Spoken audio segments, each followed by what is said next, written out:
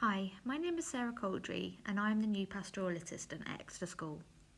In a previous role I was a sleep practitioner and I was in this role for 7 years. We decided during Wellbeing Week to survey the pupils to see how well they are sleeping. We shared the results recently with pupils along with some tips given during an assembly to help them enjoy a better quality of sleep. We thought that parents would be interested in the results and tips. We hope you find this presentation useful.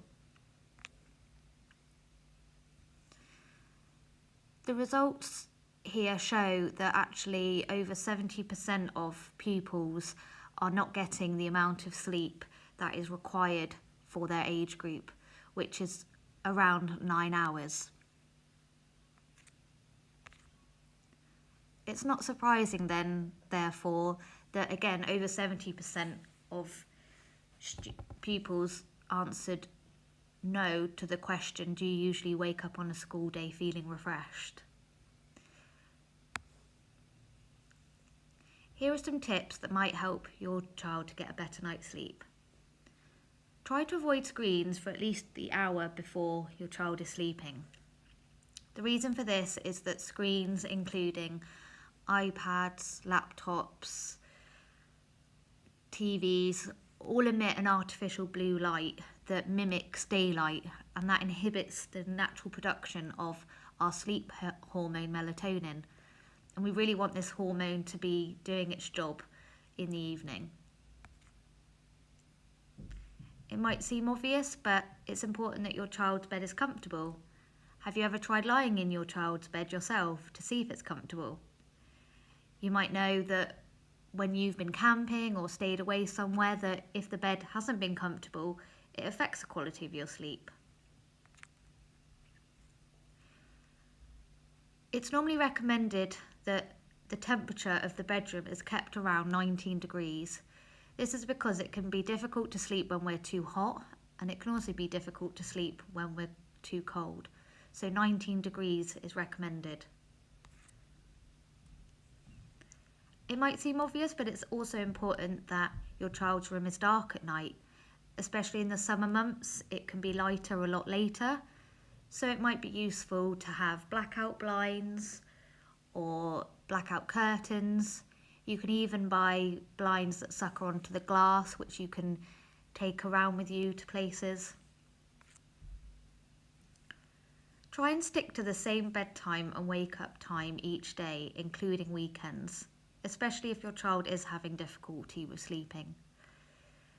The temptation otherwise is to perhaps stay up later on a Friday night and then perhaps lie in on Saturday morning. Of course, then by Saturday night, we're not as tired at the normal time, so we go to bed later again.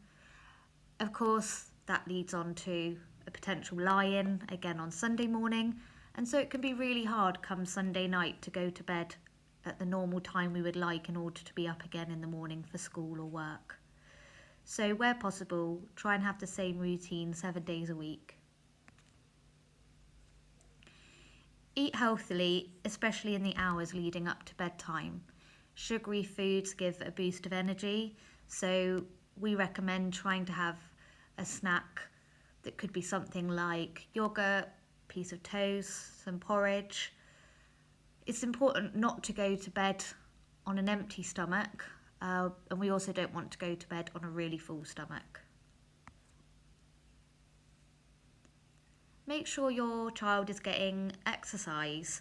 It might be that if they're not very active in the day, they still have a lot of energy left still to burn by bedtime.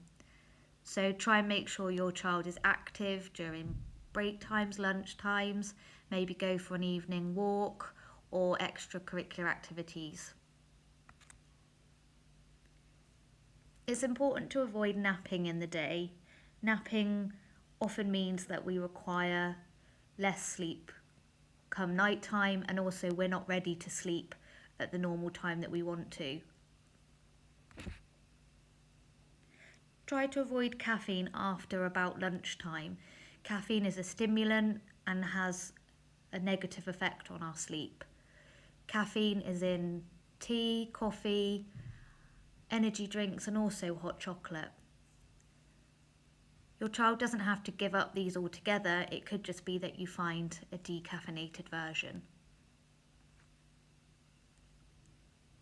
Only use the bed for sleeping.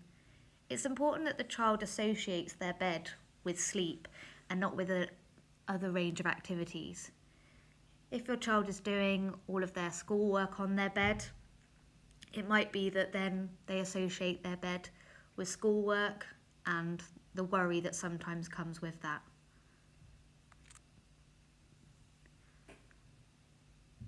Finally, avoid spending too long in bed if you're not asleep. I purposely didn't mention this with the students because there can be a tendency to take it a bit too far. However, if your child is, regularly spending more than 20 minutes a night awake in bed, not asleep, it might be worth looking at making their bedtime a little bit later. You can always bring it back down gradually once they're in a new routine, but it's really important that your child associates the bed with sleeping and not with several other activities that might come whilst they're laying in bed struggling to get to sleep. Thank you for listening to this presentation. I hope you found it helpful. If you have any questions, please don't hesitate to contact me. My email is there on the screen. And if you feel that it might be beneficial for your child to come and see me for a one-to-one appointment, then again, please contact me or speak to your child's head of house. Thanks very much. Bye.